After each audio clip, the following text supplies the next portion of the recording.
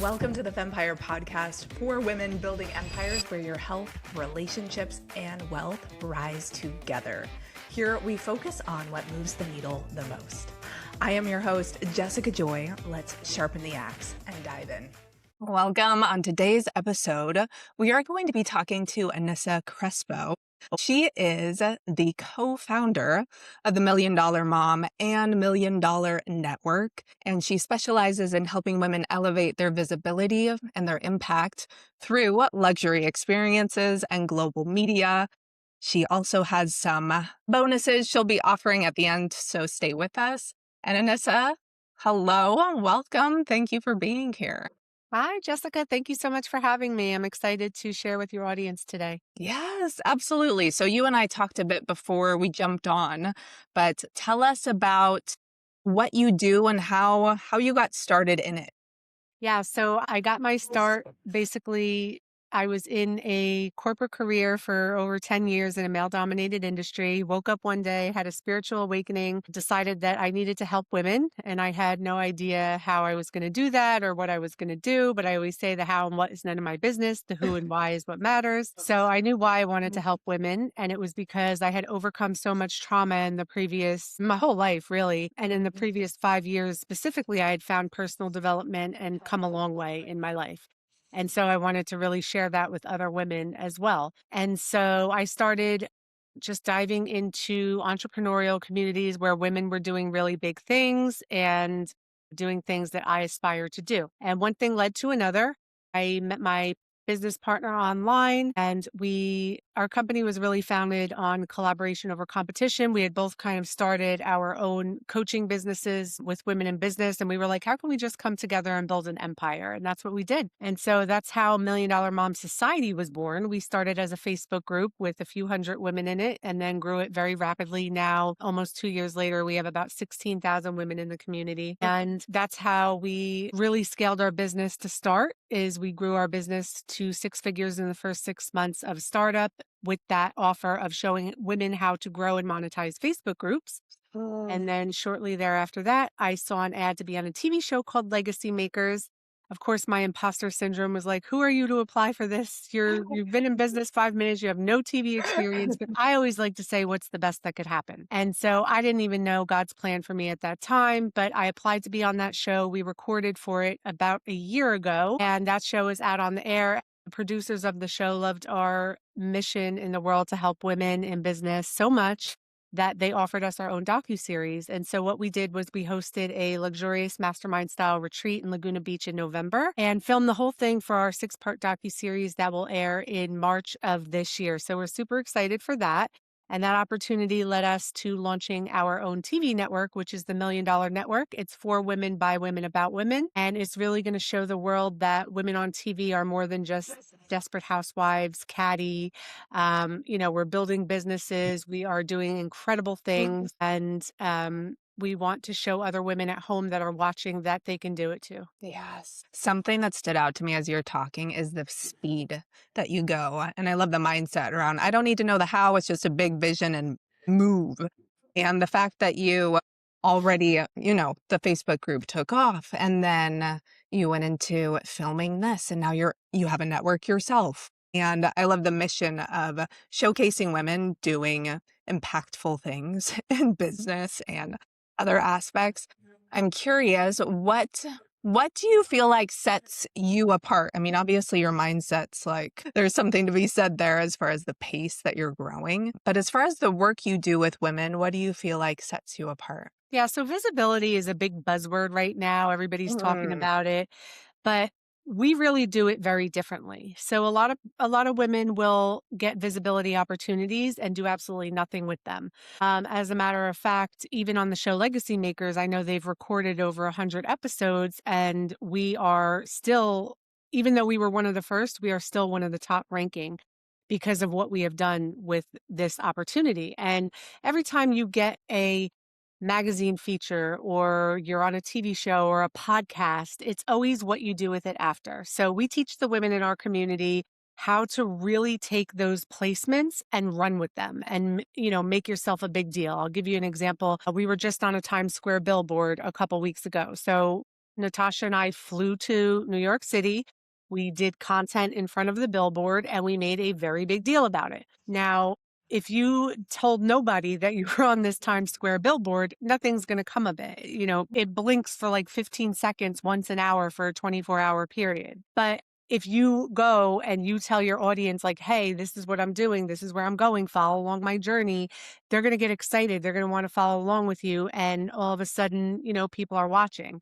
And that's what every and any opportunity. Like you look at some of the biggest names in business and plastered all over their social media is as seen on NBC, featured in Forbes magazine, you know, all these kind of things that they took those visibility opportunities and they ran with them for their marketing. And that's really what sets us apart is that we're not just out here placing women in visibility opportunities, but we're showing them what to do with them so that they can be ultimately successful with them. Mm, yes, leveraging visibility.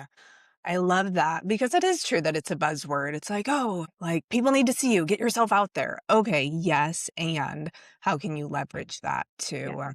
to maximize? Ultimately, you want to help people more in your services and whatnot. What do you feel like is a challenge or a problem in like the visibility? Like what are people not doing well when it comes to visibility? Like, what are some of the pitfalls, would you say? Well, I think basically going back to what I was just saying is using the opportunity, not just the day of the opportunity, right? Mm, So if you're going to, like when we were on Legacy Makers, we did a whole thing leading up until filming. And so we were building anticipation, building excitement. Oh my gosh, we're going to be on this TV show.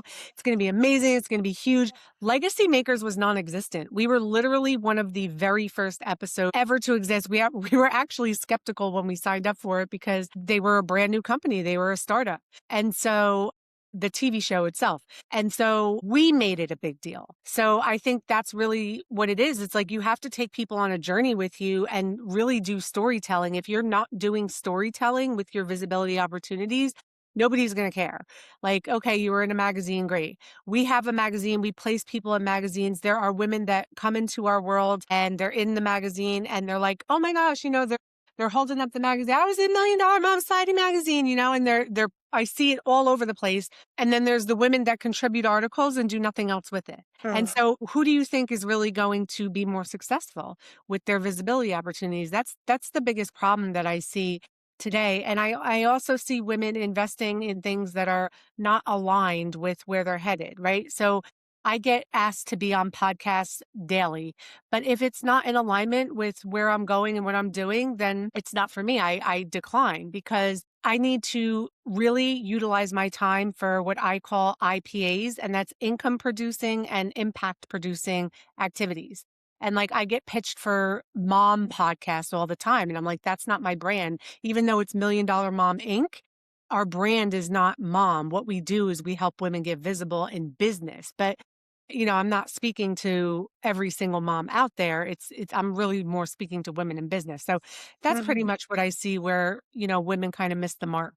Yes. Oh, I have two things. Okay. First off, it's like engineering the excitement wave, bringing them onto the story of what you're doing. And I see you do it. I get so drawn in to, oh, you're shooting in the studio. Oh, what is she up to? And you'll bring us into that journey and it enhances it. And it gives women permission to do that for themselves, where it's like making it a big deal. Like, if it's not a big deal, what's the point? So I'm curious. It's obvious that you're really great about the story too. What are some of the things that you help them optimize on the back end once they have that visibility? What do you think are some of the biggest like leverage pieces once you have positioned that as the big deal? Well, it's just continuing to talk about it. I mean, Legacy Makers, we filmed for that over like a year ago, actually, literally a year ago, January Oh, of wow. last year. Yeah. We still talk about it. Every single day we're talking about it, and we probably will never stop talking about it. I remember Okay. the salesperson, he's our point of contact. We're actually like good friends with him now, who brought us on to Legacy Makers. When he brought us on, he was like, listen, I did some martial arts thing like 20 or 30 years ago. He said, I still talk about it today because that was his thing. That was his breakthrough. And that's what made him a big deal. And so he's still talking about that. Forbes Riley, she's incredible. If you don't know who she is, go look her up. Her big thing in like the 80s and the 90s was like infomercials, and she created billions of dollars in sales through infomercials, which some people probably today don't even know what an infomercial is, but she's still talking about it. She's still buzzing about it because that is what creates the lasting buzz, everlasting. People are Mhm. still wanting to know, like, okay, you did that. What are you going to do next? You know? It's so true. It's like a mile marker in all credibility, authority, that you're making moves. Let's see. I think that's probably why, or what led you to looking into creating a network yourself, because you see it like the lasting impact it has on your business. Like once you're on a network, it's like you can reference that many times. I'm curious how did it unfold to create your own network? Well, we saw a gap in the market. I mean, there are so many networks out there, but there's really no one stop shop where women can Mm. go who are in spaces like we are. Women who are high achieving entrepreneurs, I always like to say we live in this digital bubble. A lot of us think it's saturated. I'm here to tell you it is not saturated in the coaching space. Okay. It just seems that Mm. way because that's the space that we live in. But if you go out into the world, most people don't even know that coaching exists. There's no Netflix, there's Amazon, but there's no one-stop shop network where women can go and consume other women, like I said, doing big things, $1 million cash days. I know women who are doing this. Multiple women are doing this out here. I mean, we started out, we were doing, I remember we were doing like ten to $20,000 months, and then all of a sudden we 10xed it. We were doing six-figure months, and then we were doing multiple six-figure months, and then we hit our a few times a six-figure day, and it was like these things are really unheard of, and for a lot of people, and for women to be able to come on TV and broadcast it to the world in front of billions of people, that's a big deal. And so that's really what we wanted to create. We have a big mission in the world to show women that if we can do this, you can do it too. Thank you for sharing about the coaching space isn't saturated. Literally, in my normal life, I don't know anybody that's a coach. It's in my entrepreneur spaces that we learn from each other, etc. And it's so important that there's a platform to have these voices come out so we're all elevating, honestly, what's possible for women.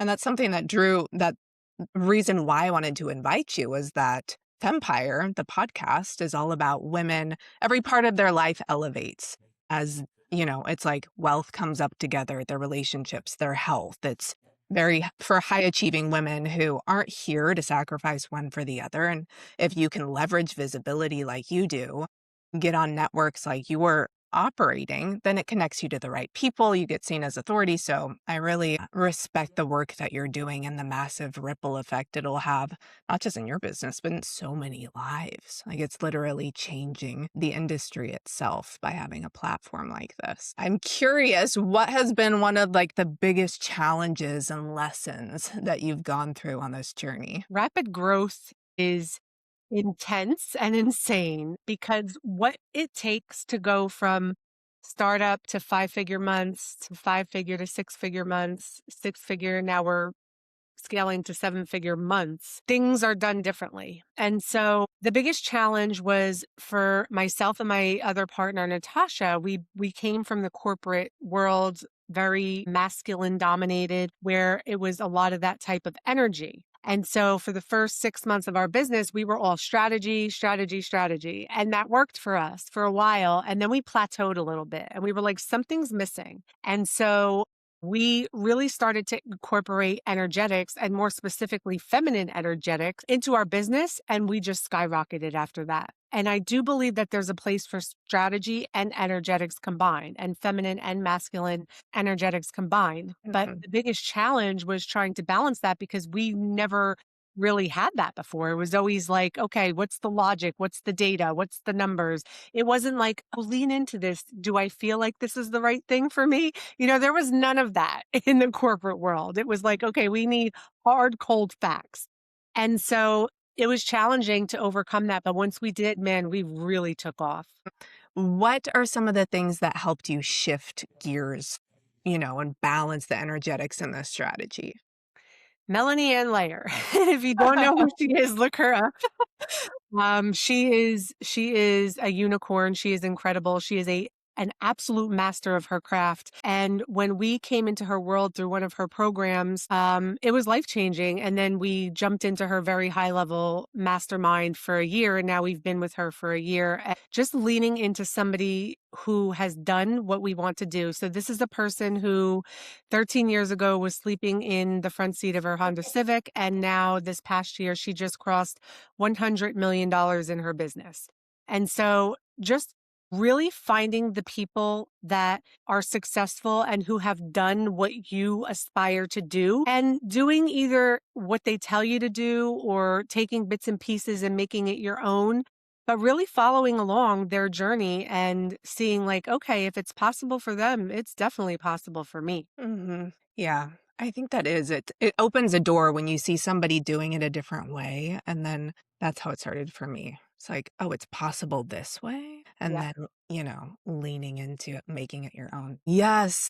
And getting support and coaching and all of those things. That makes so much sense. So, what would you say is the one thing you want our listeners to walk away knowing? Yeah. So look, I didn't roll out of the womb owning a TV network. Okay. I came from a single mom. We were wanting for things was not uncommon. Can't have this, can't afford that.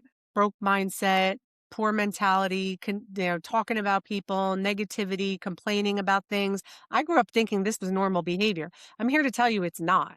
And it doesn't have to be. If you choose to make it normal behavior, it will be. However, you choose your life. You create your life. Every single day you choose your life. So when you wake up in the morning, you have positive and negative, and you choose which one to be. Now, that's not to say you have to be happy rainbow unicorns all the time. You can have your feelings too, sad, angry, all the things. However, you choose the decisions that you make. And so I have very strong core values of faith, family, health, wealth, and freedom. And every decision I make is surrounded by them. So what I would say to you is identify your core values if you don't know what they are. And once you do know what they are, make your decisions in life based on those values, and you will see your life start to change if that's something that you're looking to do. Mm, that's refreshing to hear because it's always about, okay, choose the mark. Like, where are you headed? The vision, be vision focused. Yes, absolutely. I like the lens of the value. It's almost like the compass along the way. Thank you.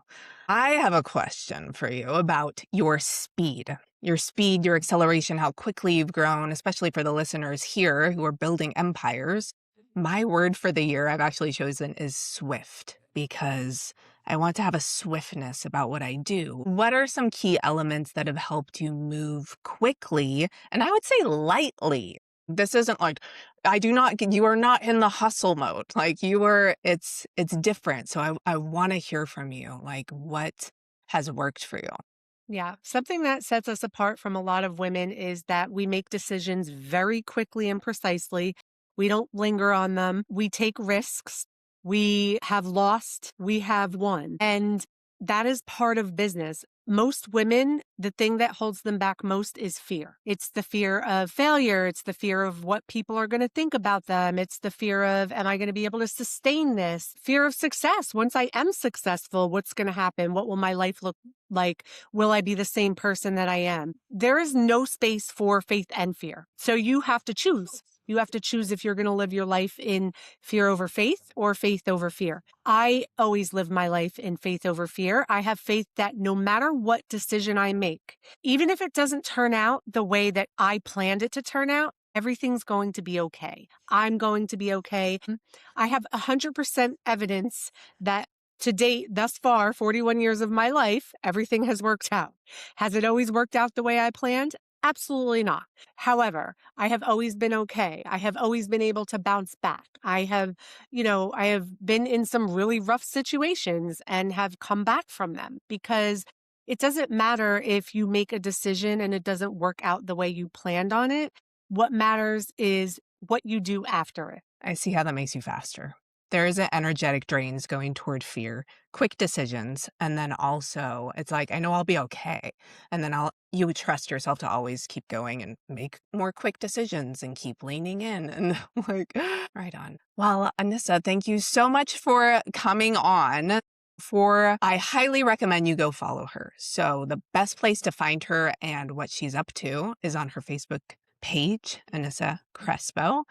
There will be links wherever you're watching this. We'll have notes on whether it's on our social or whether it's an email. Go find her. And then she runs an event, a new event every month. There will be a banner on her Facebook page. You can see what's the latest and greatest and what obviously she moves quickly. So I understand why you do a new one every month, because you're on to the new thing, the new elevation.